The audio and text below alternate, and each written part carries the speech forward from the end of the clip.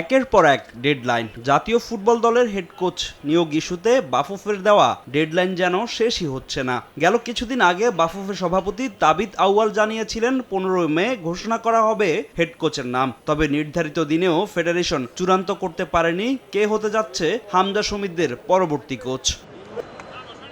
জাতীয় দলের কোচ নিয়োগে ফেডারেশনের সামনে বড় challenge budget. High profile coach নিয়োগ দিতে হলে বাফুফেকে বাড়াতে হবে খরচের হাতও। তবে হামজাদের জন্য ক্রিস কোলম্যানদের মতো বড় মাপের কোচ নিয়োগ দিতে বাফুফের কাছে নেই পর্যাপ্ত অর্থ।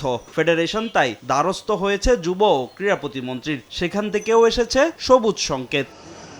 এবার কোচ নিয়ে সমর্থকদের আরও কয়েকদিন অপেক্ষা করার অনুরোধ করেছেন যুব ও ক্রীড়া প্রতিমন্ত্রী আমিনুল হক। বাফুফে সভাপতির সঙ্গে আলোচনাও সেরেছেন তিনি। সমর্থকদের চাওয়া অনুযায়ী কোচ নিয়োগ দেওয়ার কথা জানান যুব ও ক্রীড়া প্রতিমন্ত্রী। 2 বছরে আমাদের যে খেলাগুলো রয়েছে বাংলাদেশ জাতীয় ফুটবল টিমের সবকিছু বিচার বিশ্লেষণ করে আমরা আমাদের ভবিষ্যৎ ফুটবলটাকে, যেহেতু ফুটবলের যে ক্রেজ বা বর্তমানে ফুটবলকে কেন্দ্র করে বাংলাদেশের মানুষের যে একটা প্রত্যাশা রয়েছে, সেই প্রত্যাশাটা পূরণ করা হচ্ছে আমার কাছে সবচেয়ে বেশি জরুরি একটি বিষয়। আগামী 2-3 দিনের ভিতরেই আমরা একটি সিদ্ধান্তে পৌঁছাবো যে কে হতে যাচ্ছেন বাংলাদেশের ভবিষ্যৎ কোচ।